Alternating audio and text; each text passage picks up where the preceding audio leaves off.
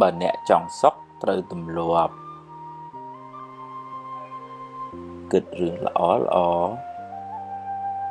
និយាយរឿងល្អល្អរំលឹករឿងល្អល្អ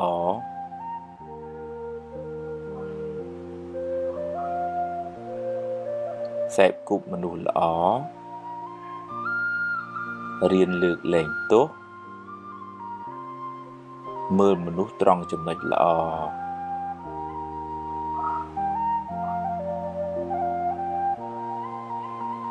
មានមេត្តាកុំចំណែនគេកុំខឹងកុំគុំ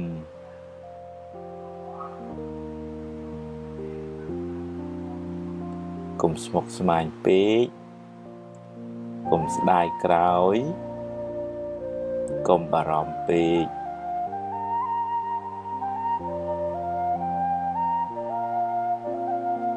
កុំហួងហែងពេកកុំលោភលន់ពេកកុំប្រកាន់ខ្លួនពេក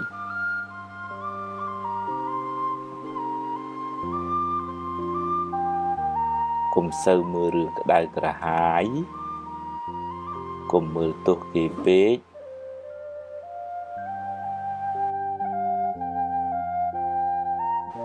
បើឃើញគេធ្វើបានល្អកុំកំណាញ់ពាក្យលើកទឹកចិត្តកុំភ័យពេកអីភ័យពេកទៅបានតែកើតទុក្ខគ្មានដោះអីចេញផងចង់ឲ្យគេគោរពត្រូវចេះគោរពគេមុន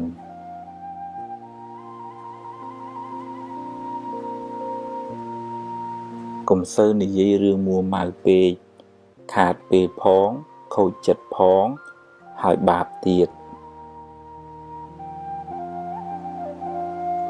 កុំយកកំហឹងជាម្ចាស់ត្រូវធ្វើជាម្ចាស់កំហឹងវិញ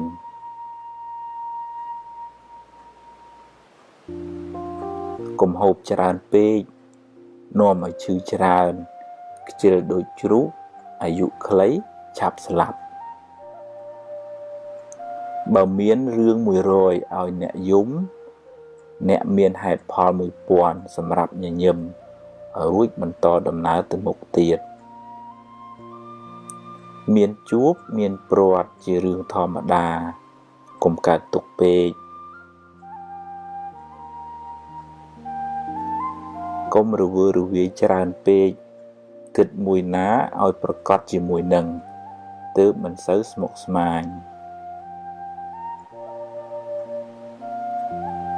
ពេលម៉ែឪស្លាប់មិនមែនទាល់តែយំទើបឈ្មោះថាស្រឡាញ់ម៉ែឪទេ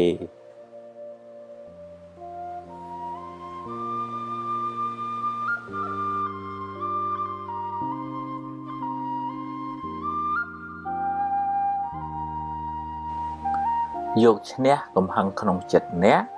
ប្រសើរជាងឈ្នះគេដោយកំហឹង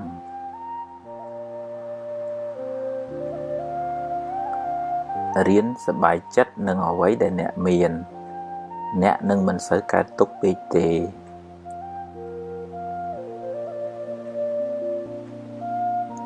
ជីវិតតែមានបញ្ហាគ្មានអ្នកណាជៀសផុតទេ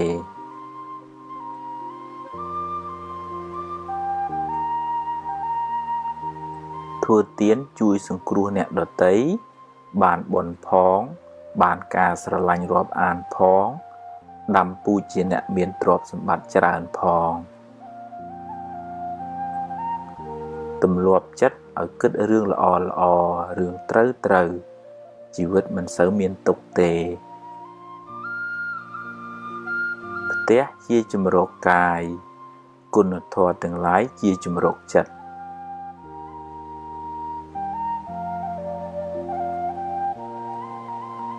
គ្មានអ្នកណាជៀសផុតពីការនិន្ទាទេសូម្បីតែព្រះពុទ្ធកុំសូវយកពាក្យគេមកបំផ្លាញសេចក្តីសុខក្នុងចិត្តអ្នកឡើយគុណធម៌នាំមកនៅភាពត្រជាក់ត្រជុំសម្រាប់ខ្លួនអ្នកនិងអ្នកជុំវិញខ្លួនកុំមួម៉ៅនឹងរឿងដែលអ្នកធ្វើមិនកើតអី ប្រឹងធ្វើរឿងណាដែលអ្នកអាចធ្វើបានរោគទ្រព្យរោគវិជ្ជាកុំភ្លេចរោគមេរៀនអប់រំចិត្តផងទើបរស់នៅបានសុខ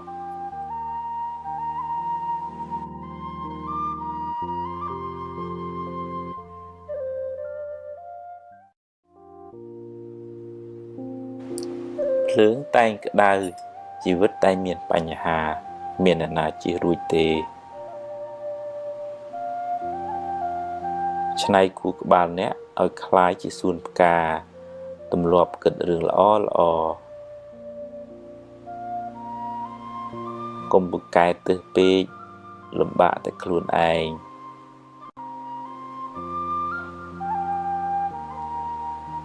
ដើរបានមួយជំហានទៀតដួលក៏ត្រូវតែដើរដែរ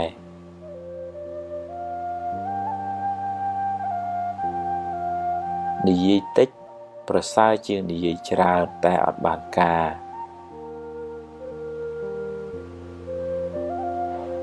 ក្រទ្រព្យនាំឲ្យលំបាកក្រគុណធម៌នាំឲ្យកើតទុក្ខ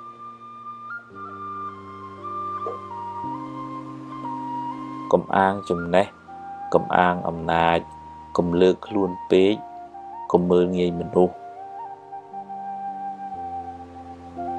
មានទ្រព្យតែចិត្តមួម៉ៅក្តៅក្រហាយមិនប្រសើរឡើយអ្នកមិនអាចបង្ខំពងមាន់ឲ្យញាស់មុនពេលកំណត់បានទេរៀនរងចាំ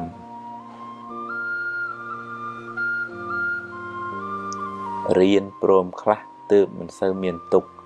អ្វីមិនចេះតែបានតាមចិត្តទេ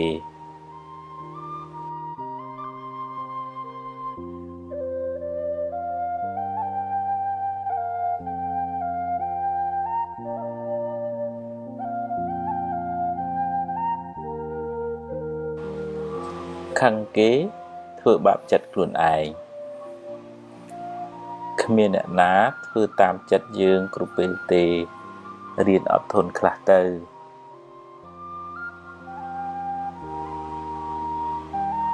កុំនិយាយរឿងក្តៅក្រហាយច្រើនពេកខាតពេលផងខូចចិត្តផងមានបាបទៀតបណ្ដោះចិត្តស្រឡាញ់បណ្ដេញចិត្តស្អប់ជីវិតបានសុខស្ងប់ច្រើន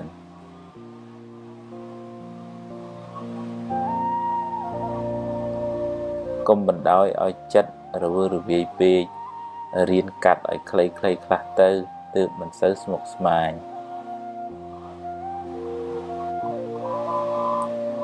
កុំចូលចិត្តជន់ជើងគេឯងពេកក្រែងឈើជើងមិនបានយូរ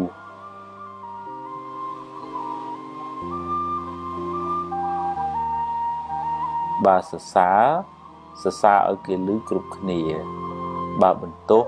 រកកន្លែងណាស្ងាត់ជីវិតមានជួបមានព្រាត់ជារឿងធម្មតាកុំកើតទុក្ខពេក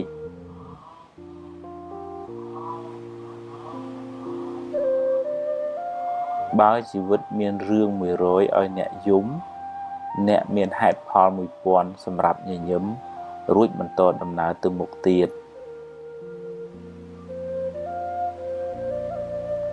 កុំយកកំហឹងជាម្ចាស់ត្រូវធ្វើជាម្ចាស់កំហឹងវិញ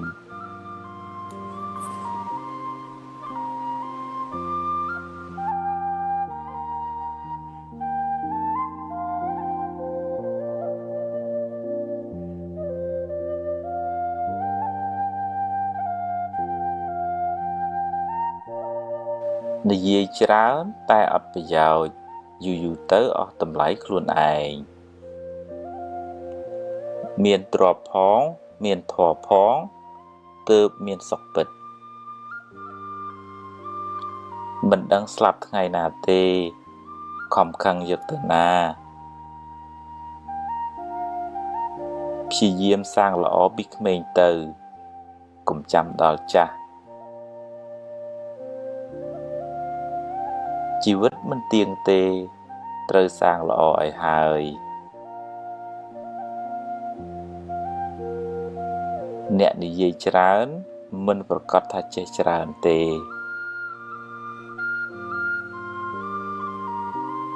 សង្រួមកាយវាចាចិត្តជីវិតបានសុខស្ងប់កុំចេះតែថាធ្វើផងកុំចេះតែស្មានពិចារណាផងកុំចេះតែខឹងរកហេតុផលផងចិត្តអាក្រក់បាបចិត្តល្អបុណ្យងាយយល់កុំមានអ្នកពេកចេះស្ដាប់គេផង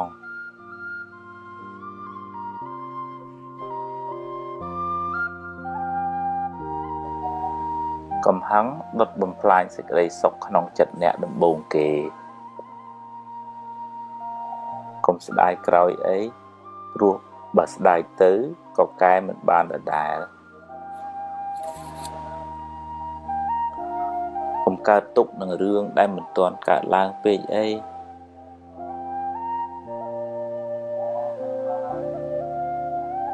កុំយកពាក្យគេមកគិតហើយដេកកើតទុកឡើយ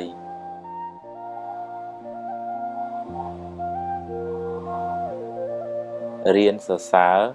ពេលឃើញគេធ្វើល្អ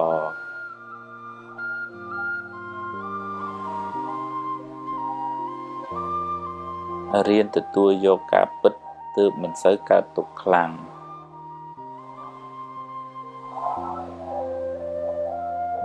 ទម្លាប់នឹកគិតរឿងណាដែលនាំឲ្យរីករាយចិត្ត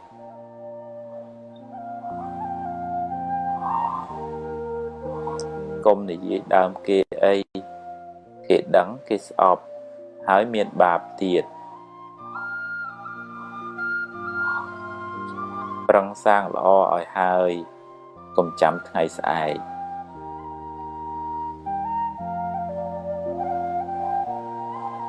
ខឹង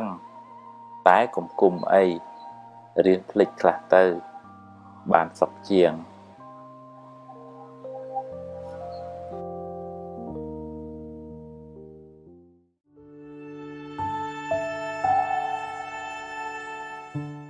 ដំណើរជីវិតយើងដូចជិះឡានយើងជិះយូរទៅវាអស់សាំងយ៉ាងណាជីវិតយើងនឹងយូរទៅវាខ្សោយបុណ្យយើងតើយើងត្រូវធ្វើបុណ្យថែមបើមិនចឹងទេដូចដើមឈើដែលវាអស់ជាតិអស់ជើវាផ្លែផ្កាវាទូចវាក្តឹបវាក្តៀបបានផលតិចចឹងបើយើងឆ្លៀតពេលធ្វើអំពើល្អគោរពប្រណិប័តឪពុកម្ដាយធ្វើទានថ្វាយផ្កាសមាធិស្ដាប់ធម៌ធ្វើចិត្តឲ្យជ្រះថ្លាមានមេត្តាកុំមួម៉ៅក្តៅក្រហាយខឹងស្អប់ចំណែនបណ្ណាំងប្រជែងឆ្លោះប្រកែកជេរបតិចផ្ដាសាននឹករឿងដែលវានាំឲ្យមួម៉ៅសៅមងចិត្តអស់អានឹងដូចវាហួតហែងប៉ុនណាប៉ុននឹងវាមានហើយនឹងក៏ពេលខ្លះប្រើមិនបានដោយសារចិត្តយើងវាមួម៉ៅសៅមងទៅប៉ុនវាមិនងាយឲ្យផលអានឹងឧបមាដូចថាដើមឈើនឹងវាខ្សត់ទឹកឲ្យភ្លើងឆេះទៅចឹងដែលថាប៉ុនយើងតិចទេយើងមួម៉ៅក្តៅក្រហាយហ្នឹងអញ្ចឹងវាមានផលផ្លែផ្កាយល្អជីវិតហ្នឹងយើងតើរៀនដូរចិត្តដូរអារម្មណ៍ដូរការគិតរៀនមកធ្វើអំពើល្អបុណ្យកុសលបោះជ្រះវត្តវាសម្អាតពុទ្ធរូបថ្វាយផ្កាដាក់បាតចែកទានបលឹមឡើងធ្វើបុណ្យរឿយបន្តិចប្រចាំថ្ងៃកុំឲ្យយើងចាំ4 10 20ឆ្នាំជួនកាលមួយជីវិតធ្វើបុណ្យចែក4 5 ម្ដងខាតតែយូរពេកបុណ្យត្រូវធ្វើប្រចាំថ្ងៃដូចយើងព្រោះព្រមស្រោចតំណាំតំណោចយើងអញ្ចឹងបើមិនអញ្ចឹងក្រៀមស្វិតជីវិតនឹងរហទៅចេះតែខូចទៅវត្តបានដាក់ទឹកដាក់ជីព្រោះព្រមជីវិតនឹងឲ្យវាស្រស់ហើយនិយាយពីរឿងជាគៀងវិញវាអស់ប្រេងខ្សែវទៅរវាលែងបានមួម៉ៅសៅមងហួតកាន់តែខ្លាំងអានឹងឧបមាដូចថា ទឹកតិចហើយខែក្តៅទៀតចឹងតើឧទាហរណ៍រើមរះអំពីបាបឬក៏ថាវិវក់វល់វក់ហ្នឹងគឺត្រូវឆ្លៀតពេលធ្វើបន់ឲ្យចិត្តជ្រះថ្លាអាហ្នឹងទើបបានចម្រើនត្រឡប់មកវិញបើមិនចឹងវាដួលវាដេកវាបាក់ស្រុតបាក់ស្រឹបទៅមួម៉ៅសៅម៉ងបនចាស់នោះក៏មិនសូវមានបនថ្មីនេះក៏មិនសូវបានធ្វើវាដុនដាបទាំងផ្លូវកាយផ្លូវចិត្តចឹងហ៊ានធ្វើចិត្តឲ្យជ្រះថ្លាស្ដាប់ធម៌ឲ្យមានសមាធិប្រឹងធ្វើអំពើល្អនឹងយើងធ្វើឲ្យជីវិតនឹងបានស្រស់ឡើងបន្តិចម្ដងចឹងមិនសូវមានវិបត្តិក្នុងជីវិតទេ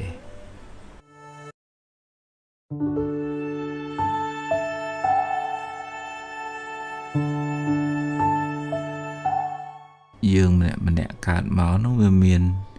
ស្ពាយសេចក្តីទុកមកជាមួយសេចក្តីទុកផ្លូវកាយផងសេចក្តីទុកផ្លូវចិត្តផងសេចក្តីទុកផ្លូវកាយឈឺចុកចាប់បញ្ហានេះសុខភាពនេះនោះអីចឹងទៅគាត់មិនបានរៀងខ្លួនប៉ុន្តែសេចក្តីទុកផ្លូវចិត្តដែលថាធ្វើឲ្យយើងហត់នឿយជាង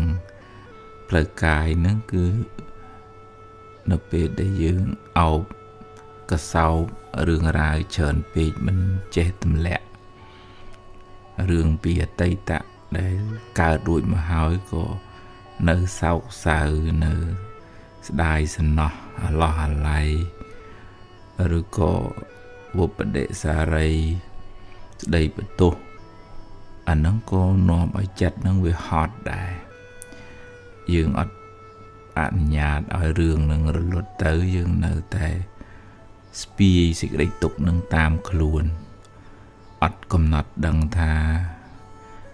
វាបានកើតរួចទៅហើយទោះជាយើងយំសោកក៏វាអត់បានរឿងនឹងត្រឡប់មកវិញដែររៀនកំណត់ដឹងថាវាជាការពិតអញ្ចឹងហើយត្រូវទទួលស្គាល់ហើយត្រូវដោះស្រាយហើយរៀនបើកទំព័រថ្មីរៀនធ្វើដំណើរទៅមុខកុំឲ្យវាជាប់នៅក្នុងគុកអតីតកាលឬក៏អ្នកខ្លះហត់នឿយដោយសារការភ័យព្រួយទៅក្នុងរឿងអនាគតបារម្ភខ្លាចចេះខ្លាចចុះគិតបង្កើតរឿងនាំឲ្យសោកសៅតាមផ្លូវចិត្តពិបាកចិត្តពេកដេកមិនលក់បក់មិនលហើយញ៉ាំបាយមិនឆ្ងាញ់កើតជាវិបត្តិក្នុងផ្លូវចិត្តហើយចឹងវាហត់ទាំងសងខាងហត់ក្នុងរឿងអតីតផងហត់ក្នុងរឿងអនាគតផងហើយត្រូវប្រឈមមុខនឹងបញ្ហាបច្ចុប្បន្នរស់ស៊ីទទួលទានចំណេញខាតអ្នកនេះនិយាយថាអញ្ចេះស្ដីបន្ទោសប៉ុណ្ណឹងប្រជែងដល់ចឹងវាធ្ងន់អត់ព្រមទម្លាក់ខ្លះចឹងដើម្បីកុំឲ្យវាហត់នឿយខ្លាំងយើងរៀនឈរនៅក្នុងអំពើល្អរៀនទទួលខុសត្រូវក្នុងជីវិតថាអ្វីដែលកើតឡើងដំណើរជីវិតរបស់ខ្ញុំគឺវាអញ្ចឹងវាខុសគេអញ្ចឹងគេក៏ជួបរឿងរបស់គេខ្ញុំជួបរឿងរបស់ខ្ញុំមនុស្សលើផែនដីនេះជួបរឿងខុសគ្នាទាំងអស់អត់មានអ្នកណាដូចអ្នកណាទេហើយត្រូវតាំងខ្លួននៅក្នុងអំពើល្អគុណធម៌សិលធម៌អានឹងជាផ្លូវត្រូវហើយអ្នកណាថាអញ្ចេះស្ដីអញ្ចោះអានឹងយើងមិនអាចផ្គាប់ចិត្តគេបានទេបើយើងដើរផ្គាប់ចិត្តគេគ្រប់គ្នាក៏យើងហត់ដែរពីព្រោះគេមិនអាចត្រូវចិត្តយើងគ្រប់ពេលទេអញ្ចឹងយើងបំពេញតួនាទីបំពេញអំពើល្អតាំងខ្លួននៅក្នុងសេចក្តីព្យាយាមក្នុងកុសលធម៌ឲ្យល្អអាហ្នឹងយើងអត់សូវហត់មកនេះអ្នកណាគិតយ៉ាងណាថាយ៉ាងណាហ្នឹងជារឿងរបស់គេទៅចាស់បើថាគេជួយណែនាំយើងខ្វះខាតយើងអរគុណគេហើយបើថាជាពាក្យ បើឈឺឌឺដងហ្នឹងតាមគេចាស់គេសំបាបខ្លួនគេយើងមិនមែនរស់នៅនេះដើម្បីតែផ្គាប់ចិត្តគេហ្នឹងអានឹងយើងប្រកាសជាហត់ដែរនិយាយនេះមិនបានន័យថាឲ្យយើងផ្ដាច់ទំនាក់ទំនងមិនខ្វល់ទេប៉ុន្តែត្រូវមានជំហរនៅក្នុងអំពើល្អនៅក្នុងគុណធម៌រៀនរស់នៅក្នុងកុសលធម៌វាស្រស់វាស្រាយវារីកវារាយយើងធ្វើប្រយោជន៍សម្រាប់ខ្លួនឯងផងធ្វើប្រយោជន៍សម្រាប់អ្នកដទៃផងអានឹងយើងបានបុណ្យកុសលទាំងបច្ចុប្បន្នទាំងបរលោកហើយយើងអត់សូវហត់ដែរអត់សូវហត់ទៅខ្វល់នឹងពាក្យសម្ដីគេនេះគិតពីខ្ញុំចេះគិតពីខ្ញុំចុះយើងខាត់គេបានហ្នឹងរៀនទម្លាក់សេចក្តីទុក្ខហ្នឹងរៀនទម្លាក់អកុសលហ្នឹងទើបយើងមិនសូវធ្ងន់ខ្លាំងមិនសូវហត់ខ្លាំង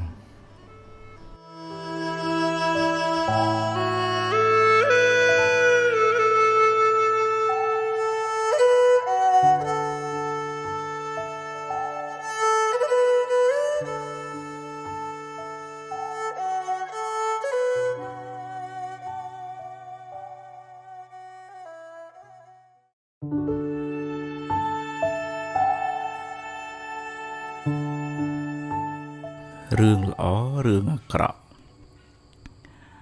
ម្នាក់ត្រូវជួបរឿងរ៉ាវជាប្រចាំថ្ងៃ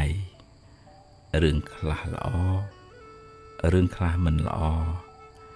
តាមផលកម្មរៀងខ្លួនរឿងល្អជាផលនៃកម្មល្អដែលអ្នកបានសាងមកចំណែករឿងអាក្រក់ជាផលនៃបាបកម្មដែលអ្នកបានធ្វើពីមុនមកដែរគ្មានអ្នកណាម្នាក់ជួបតែរឿងល្អរហូតមួយជីវិតនោះទេតែបើអ្នកខ្វះបញ្ញាអ្នកនឹងសោកសង្រេងខ្សឹកខ្សួលពេលជួបវិបត្តិបញ្ហាអ្វីមួយអ្នកគ្មានបញ្ញាកំណត់ដឹងថាអ្វីគ្រប់យ៉ាងកើតឡើងព្រោះហេតុគ្មានរឿងណាកើតឡើងដោយចៃដន្យនោះទេអ្នកមិនអាចបង្ខំឲ្យរឿងកើតតាមចិត្តអ្នកចង់នោះឡើយរឿងមិនល្អវាបានកើតរួចទៅហើយបើទោះបីអ្នកយំសោកបោកខ្លួនយ៉ាងណាក៏មិនអាចកែប្រែបានឡើយវាបានកន្លងហួសទៅហើយវាជាអតីតកាលទៅហើយបើអ្នកនៅតែរំលឹករំលើករឿងនោះដដែលចិត្តអ្នកនឹងសោកសៅសេចក្តីទុក្ខនឹងតាមលងបន្លាចអ្នកទៅមុខទៀតមិនខានអ្នកអាចយកវាជាមេរៀនចាត់ទុកថាវាជាផលនៃបាបចាស់ហើយពង្រឹងសមត្ថភាពផ្លូវចិត្តប្រឈមមុខដោះស្រាយដោយការទទួលខុសត្រូវខ្ពស់ការលះបង់ការហ៊ានប្រឈមមុខជាសិលធម៌ខ្ពស់ក្នុងជីវិតពេលខ្លះអំពើល្អដែលអ្នកធ្វើពេលបច្ចុប្បន្នក៏អាចជួយជ្រោមជ្រែងអ្នកឲ្យបានប្រសើរឡើងវិញបើអ្នកខិតខំមិនគេចវេះមានសេចក្តីអត់ធ្មត់រៀនកំណត់ដឹងថារឿងល្អរឿងអាក្រក់សរសើរនិន្ទាចំណេញខាតសុខទុក្ខជារឿងធម្មតាក្នុងលោកតែងកើតឡើងចំពោះមនុស្សគ្រប់គ្នាសូមកុំផ្ញើសេចក្តីសុខទុក្ខនៅលើរឿងរ៉ាវខាងក្រៅទាំងអស់នោះពេកអីបើវាបានល្អចាត់ទុកថាវាជាផលបុណ្យបើវាមិនបានល្អទេក៏ត្រូវតែហ៊ានប្រឈមហើយដោះស្រាយទៅគ្រប់យ៉ាងជាអនត្តាមិនអាចបង្គាប់បញ្ជាបានឡើយ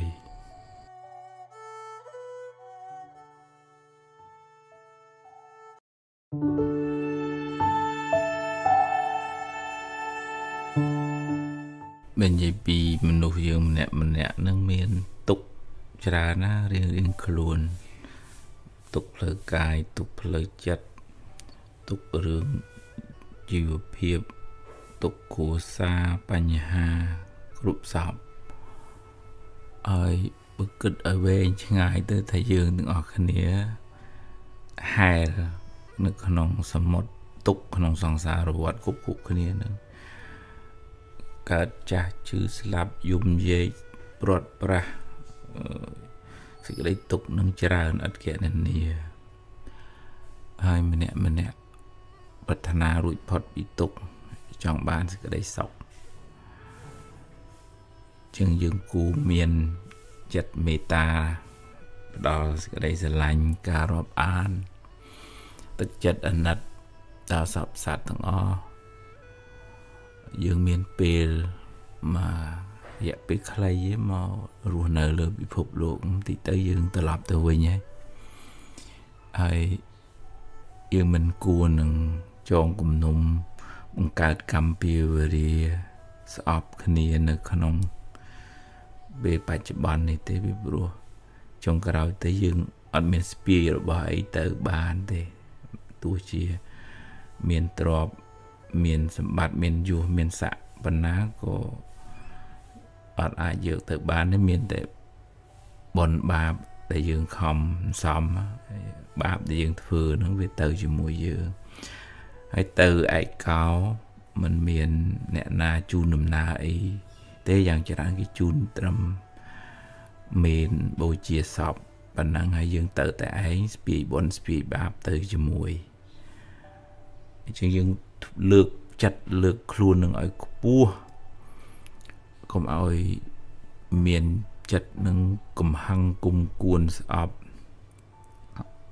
ជានិវរណៈធម៌ជាធម៌រារាំងយើងមិនឲ្យអភិវឌ្ឍបញ្ញាឲ្យបានខ្ពស់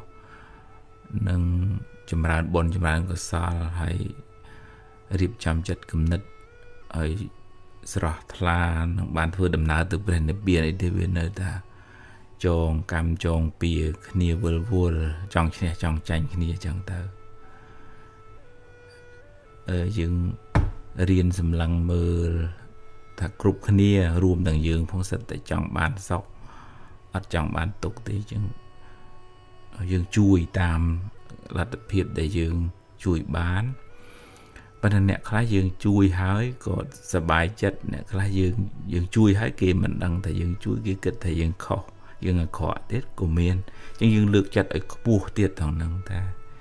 សត្វលោកហ្នឹងវាអញ្ចឹងមានជនជាកតញ្ញូដឹងនៅឧបការៈគុណដែលគេធ្វើនិងបុគ្គលដែលជាអកតញ្ញូអត់ចេះដឹងគុណដឹងស្រ័យអីទេជាអន្តពុទ្ធជនមុខពីលតែហើយយើងប្រកាន់អត់កើតទៀតដោយសារសត្វលោកនឹងវាអញ្ចឹងយើងវាមានតែអាណិតថាពេលមានភាពអកតញ្ញូនៅក្នុងខ្លួនច្រើនទៅវាកើតទុកទុំមនោកម្មពៀកើតជាតិមុខជាតិក្រោយគាត់ទៅជួបប្រសពធ្វើល្អដាក់គេធ្វើអាក្រក់ដាក់គាត់វិញអីអញ្ចឹងវល់អញ្ចឹងយើងមើលសត្វលោកនឹងដោយបយៈចក្ខុនៅក្នុងភាសាធម៌លោកហៅថាភ្នែកគឺសេចក្តីស្រឡាញ់កុំឲ្យដោយទោសៈចក្ខុភ្នែកគឺកំហឹងយើង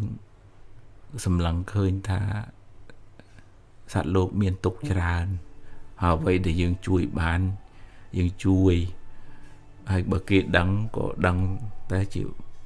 បុណ្យរបស់គេបើគេមិនដឹងទេអានឹងយើងធ្វើបុណ្យរួចហើយយើងអត់មានចិត្តប្រកាន់ទូមនោះជាមួយអានឹងយើងមិនសូវកើតទុក្ខចឹងជាសរុបមកថាយើងរស់នៅជាមួយប្តីប្រពន្ធកូនធ្វើការមួយមិត្តភ័ក្តិរស់នៅជាមួយនឹងសង្គមហ្នឹងយើងសម្លឹងមើលទៅឃើញថាសពសត្វទាំងអស់សតតែមានសេចក្តីទុក្ខរួមទាំងយើងផងអញ្ចឹងយើងរៀនចម្រើនមេត្តាចម្រើនករុណាចម្រើនការរាប់អានសេចក្តីស្រឡាញ់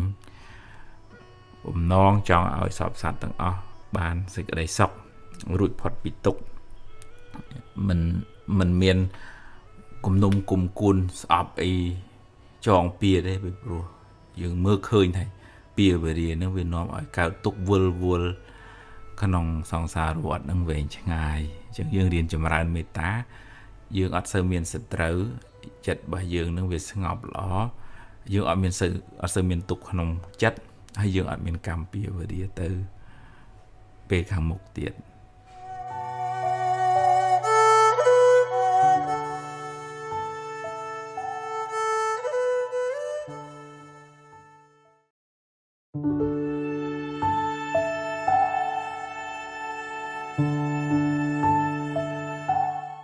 យើងម្នាក់កើតមកនោះវាមានស្ពាយសេចក្តីទុកមកជាមួយសេចក្តីទុកផ្លូវកាយផងសេចក្តីទុកផ្លូវចិត្តផងសេចក្តីទុកផ្លូវកាយឈឺចុកចាប់បញ្ហានេះសុខភាពនេះនោះអីចឹងទៅគាត់មិនបានរៀងខ្លួនប៉ុន្តែសេចក្តីទុកផ្លូវចិត្តដែលថាធ្វើឲ្យយើងហត់នឿយជាងផ្លូវកាយហ្នឹងគឺនៅពេលដែលយើងអោបកសោបរឿងរ៉ាវច្រើនពេកមិនចេះទម្លាក់រឿងពីអតីតដែលកើតរួចមកហើយក៏នៅសោកសៅនៅស្ដាយសំណោះអាឡោះអាល័យឬក៏វបដិសារីស្ដីបន្ទោស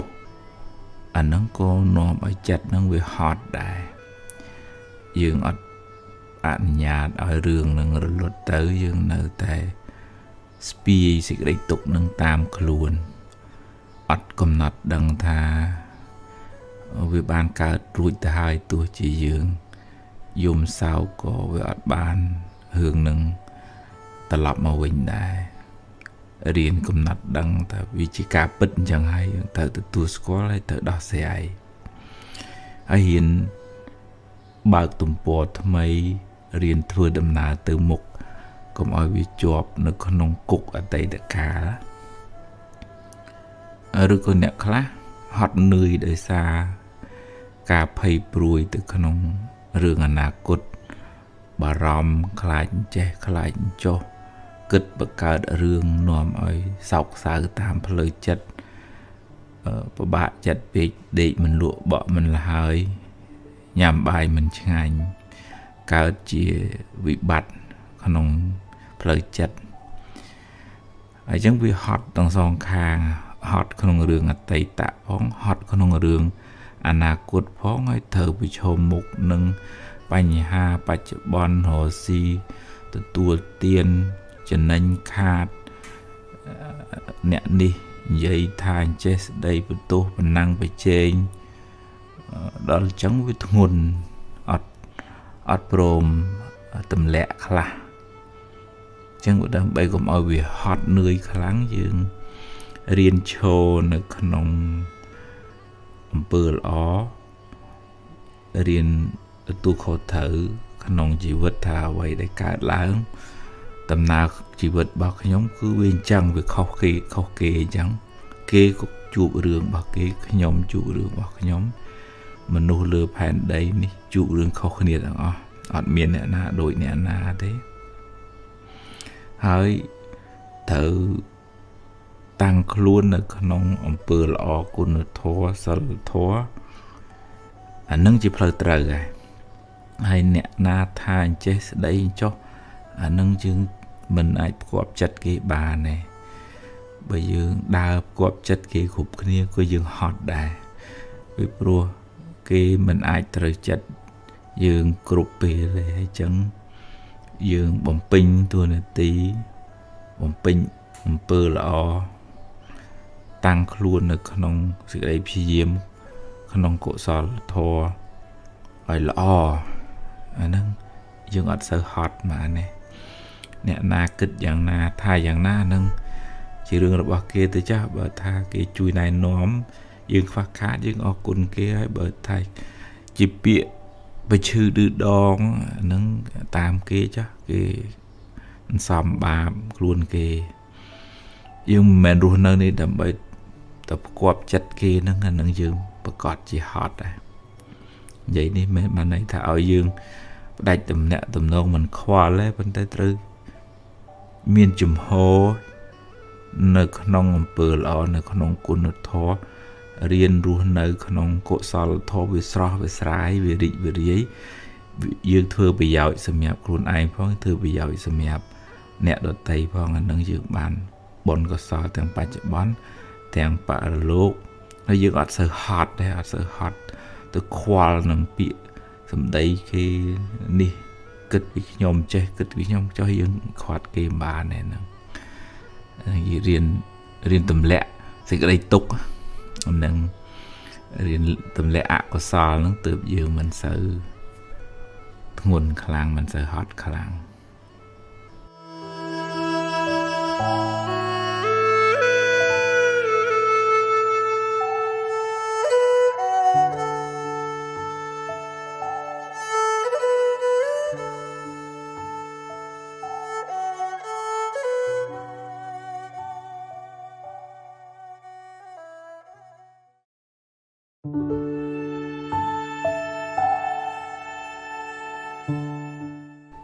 អ្នកខ្លះដែលមិនសប្បាយចិត្តនឹងយើងបើទោះជាយើងធ្វើល្អធ្វើត្រូវប៉ុន្តែក៏មើលមិនឃើញដែរគេចាត់ទុកថាវាអត់មានជារឿងសំខាន់អីចឹងទៅ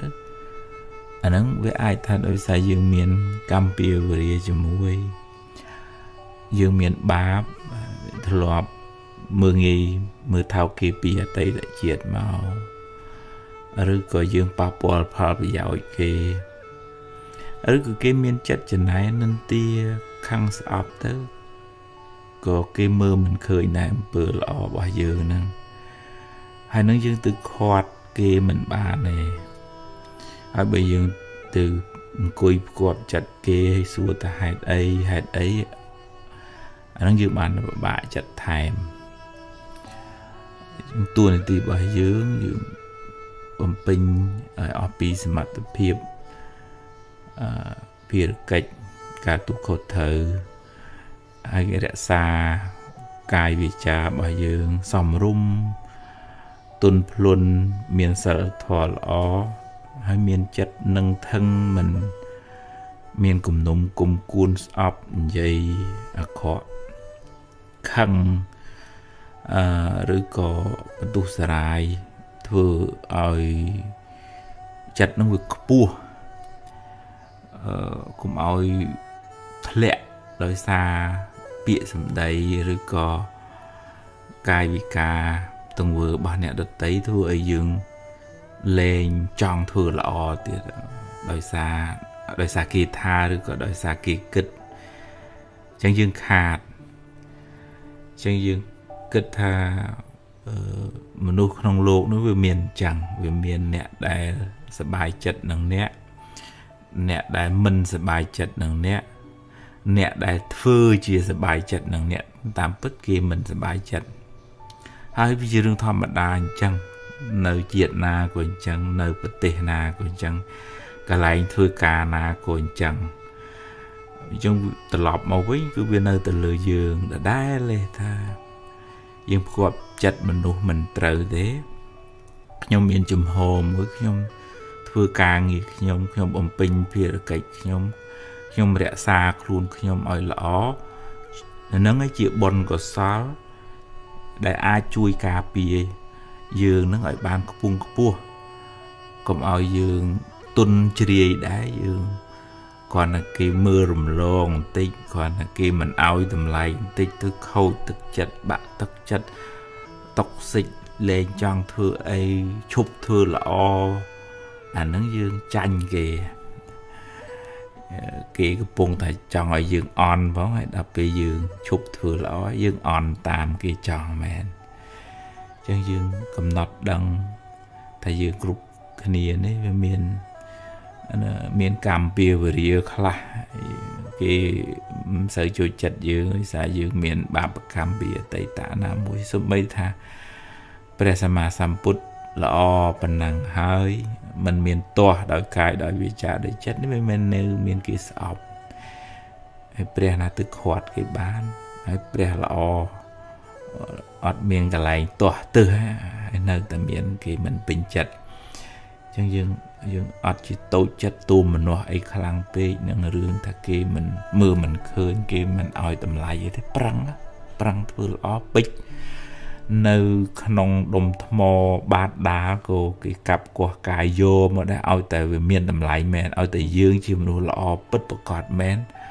អត់ខ្វះអ្នកត្រូវការទេយើងកុំចាញ់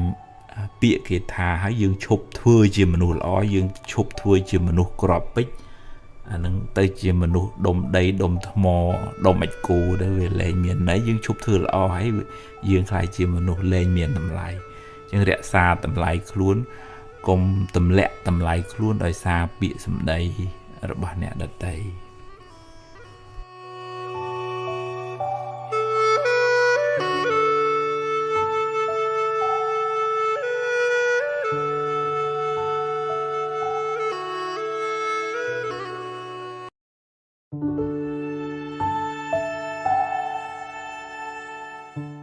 ដំណើរជីវិតយើងដូចជិះឡានយើងជិះយូរទៅវាអស់សាំងយ៉ាងណាជីវិតយើងនឹងយូរទៅវាខ្សោយបនយើងតើយើងត្រូវធ្វើបនថែមបើមិនចឹងទេដូចដើមឈើដែលវាអស់ជាតិអស់ជើវាផ្លែផ្កាវាទូចវាក្តឹបវាក្តៀបបានផលតិចចឹងបើយើង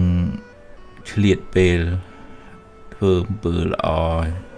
គោរពប្រណិប័តឪពុកម្ដាយធ្វើទានថ្វាយផ្កាសមាធិស្ដាប់ធម៌ធ្វើចិត្តឲ្យជ្រះថ្លាមានមេត្តាកុំមួម៉ៅក្តៅក្រហាយខឹងស្អប់ចំណែនបណ្ណាំងប្រជែងឆ្លោះប្រកែកជេរបន្តិចផ្ដាសាននឹករឿងដែលវានាំឲ្យមួម៉ៅសៅមងចិត្តអស់អានឹងដូចវាហួតហែងបនណា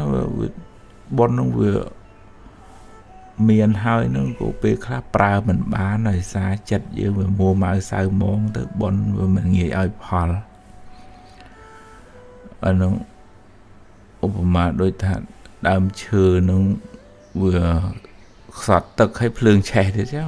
ដែលថាបនយើងតិចទេយើងមួម៉ៅក្តៅក្រហាយហ្នឹងអញ្ចឹង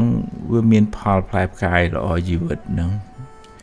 យើងតើរៀនដូរចិត្តដូរអារម្មណ៍ដូរការគិត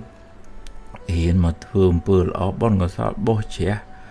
វត្តវាសម្អាតពុទ្ធរូបថ្វាយផ្កាដាក់បាត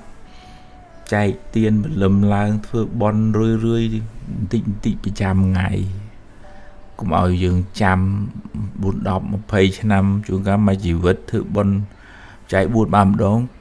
ខាតយូរពេកបន់ត្រូវធ្វើប្រចាំថ្ងៃដូចយើងព្រោះព្រមសោចតណាំតណោចយើងអញ្ចឹងបើមិនអញ្ចឹងក្រៀមស្វិតជីវិតនឹងរទៅចេះតែខោចទៅវត្តបានដាក់ទឹកដាក់ជីព្រោះព្រមជីវិតនឹងឲ្យវាស្រស់ហើយនិយាយពីរឿងជាគៀងវិញវាអស់ប្រេងខ្សែវទៅវាលែងបានមួម៉ៅសៅហ្មងហួតកាន់តែខ្លាំងអានឹងឧបមាដូចថាទឹកតិចហើយខែក្តៅទៀតចឹងថារើមរះអំពីបាបឬក៏ថាវិវក់វល់វក់ហ្នឹងគឺត្រូវឆ្លៀតពេលធ្វើបន់ឲ្យចិត្តជ្រះថ្លាអានឹងទើប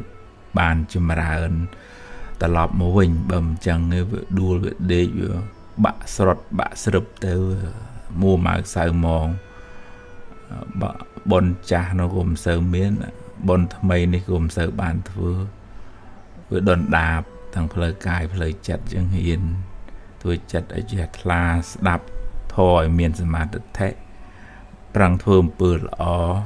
នឹងយើងធ្វើឲ្យ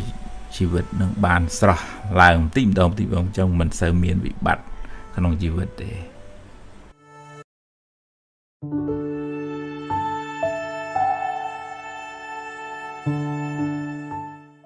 ជាប្រចាំថ្ងៃបើយើងរៀនធ្វើបន់ហ្នឹងបានដល់ការធ្វើល្អការធ្វើទានការគោរពប្រតនត្រ័យការដាក់បាតការផ្សាយមេត្តាការធ្វើសមាធិ អំពើល្អជារឿយប្រចាំថ្ងៃអ្នកនឹងឈ្មោះថាបានសំបុណ្យប្រចាំថ្ងៃហើយបុណ្យកុសលនឹងជាហេតុនៃសេរីសួស្តីជីវិតនឹងបានចម្រុងចម្រើនរឿយទៅបុណ្យកុសលរបស់យើងនឹងដូចឡានសាំងនៅក្នុងឡានអញ្ចឹងយូរទៅវាខ្សោយទៅឬក៏លុយនៅក្នុងកង់យើងប្រើយូរទៅវាចេះតែអស់ទៅអញ្ចឹងចាំបាច់ត្រូវបន្ថែមបុណ្យនឹងរឿយហើយត្រូវបន្ថែមប្រចាំថ្ងៃទៀតហើយម្នាក់ត្រូវធ្វើរៀងខ្លួនងើបឡើងត្រូវហ៊ានធ្វើបុណ្យឧទាហរណ៍ថាថ្វាយគុំព្រះនឹកដល់គុណមេដាបិតាផ្សាយមេត្តាធ្វើចិត្តឲ្យស្ងប់ស្ដាប់ធម៌ឬក៏ដាក់បាតឬក៏ថ្វាយផ្កាចំពោះព្រះពុទ្ធអង្គលើកដៃប្រណម្យចំពោះពុកម្ដាយឧទាហរណ៍គាត់ស្លាប់ទៅអញ្ចឹងយើងសន្សំទឹកចិត្តល្អទឹកចិត្តជ្រះថ្លាទឹកចិត្តរីករាយហ្នឹងរឿយអាហ្នឹងជីវិតអ្នកហ្នឹងបានចម្រើនទៅមុខក៏រឿយដែរបើយើងមិនបានពិចារណាទៅយើងដកលុយនៅក្នុងកងចាស់នឹងចាយបុណ្យនឹងក៏ខ្សោយទៅខ្សោះទៅរកអីមិនសូវបានហើយឆាប់មួម៉ៅក្តៅក្រហាយទៀតអញ្ចឹងជាប្រចាំជារឿយគួរតែសួរខ្លួនឯងថាថ្ងៃហ្នឹងអញបានធ្វើល្អអីខ្លះធ្វើបុណ្យអីខ្លះដែលជាហេតុនៃសេរីសួស្តីបើបានធ្វើយើងសប្បាយចិត្តទៅអូអញថ្ងៃនេះបានថ្វាយផ្កាអញបានដាក់បាតអញបានទិញទឹកឲ្យអ្នកនេះមកដបអញបានផ្ញើលុយជូនម៉ែឬក៏អញបានស្ដាប់ធម៌ធ្វើចិត្តឲ្យជ្រះថ្លា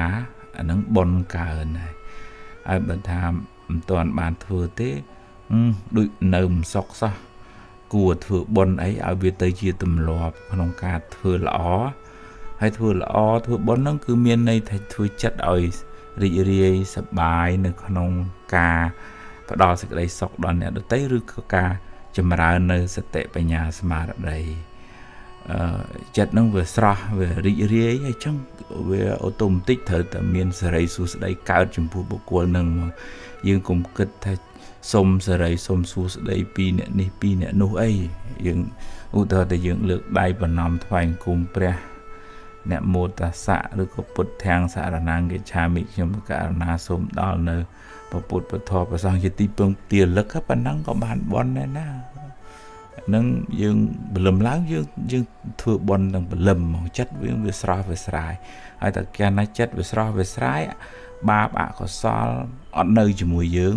មានតែបន់មានតែសេរីសួស្តីនៅមួយយើងឯងអាហ្នឹងម្នាក់ចម្រើនទៅមុខព្រោះចិត្តហ្នឹងវាទលាយចិត្តហ្នឹងវាស្រាលចិត្តហ្នឹងវាស្រស់បើមិនចឹងទេយើងអាប់អួរដោយអកុសលជីវិតរបស់យើងក៏មិនសុខគ្រួសារក៏មិនសុខ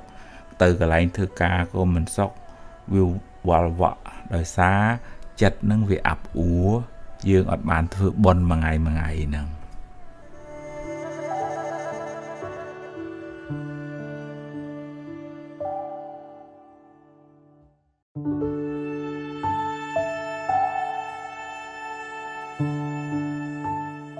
រឿងល្អរឿងអាក្រក់ម្នាក់ត្រូវជួបរឿងរ៉ាវជាប្រចាំថ្ងៃរឿងខ្លះល្អរឿងខ្លះមិនល្អតាមផលកម្មរៀងខ្លួនរឿងល្អជាផលនៃកម្មល្អដែលអ្នកបានសាងមកចំណែករឿងអាក្រក់ជាផលនៃបាបកម្មដែលអ្នកបានធ្វើពីមុនមកដែរគ្មានអ្នកណាម្នាក់ជួបតែរឿងល្អរហូតមួយជីវិតនោះទេតែបើអ្នកខ្វះបញ្ញាអ្នកនឹងសោកសង្រេងខ្សឹកខ្សួលពេលជួបវិបត្តិបញ្ហាអ្វីមួយអ្នកគ្មានបញ្ញាកំណត់ដឹងថាអ្វីគ្រប់យ៉ាងកើតឡើងព្រោះហេតុគ្មានរឿងណាកើតឡើងដោយចៃដន្យនោះទេអ្នកមិនអាចបង្ខំឲ្យរឿងកើតតាមចិត្តអ្នកចង់នោះឡើយ រឿងមិនល្អវាបានកើតរួចទៅហើយបើទោះបីអ្នកយំសោកបោកខ្លួនយ៉ាងណាក៏មិនអាចកែប្រែបានឡើយវាបានកន្លងហួសទៅហើយវាជាអតីតកាលទៅហើយបើអ្នកនៅតែរំលឹករំលើករឿងនោះដដែលចិត្តអ្នកនឹងសោកសៅសេចក្តីទុក្ខនឹងតាមលងបន្លាចអ្នកទៅមុខទៀតមិនខានអ្នកអាចយកវាជាមេរៀនចាត់ទុកថាវាជាផលនៃបាបចាស់ហើយពង្រឹងសមត្ថភាពផ្លូវចិត្តប្រឈមមុខដោះស្រាយដោយការទទួលខុសត្រូវខ្ពស់ការលះបង់ការហ៊ានប្រឈមមុខជាសីលធម៌ខ្ពស់ក្នុងជីវិតពេលខ្លះអំពើល្អដែលអ្នកធ្វើពេលបច្ចុប្បន្នក៏អាចជួយជ្រោមជ្រែងអ្នកឲ្យបានប្រសើរឡើងវិញបើអ្នកខិតខំមិនគេចវេះមានសេចក្តីអត់ធ្មត់រៀនកំណត់ដឹងថារឿងល្អរឿងអាក្រក់សរសើរនន្ទាចំណេញខាតសុខទុក្ខជារឿងធម្មតាក្នុងលោកតែងកើតឡើងចំពោះមនុស្សគ្រប់គ្នាសូមកុំផ្ញើសេចក្តីសុខទុក្ខនៅលើរឿងរ៉ាវខាងក្រៅទាំងអស់នោះពេកអីបើវាបានល្អចាត់ទុកថាវាជាផលបុណ្យបើវាមិនបានល្អទេក៏ត្រូវតែហ៊ានប្រឈមហើយដោះស្រាយទៅគ្រប់យ៉ាងជាអនត្តាមិនអាចបង្គាប់បញ្ជាបានឡើយ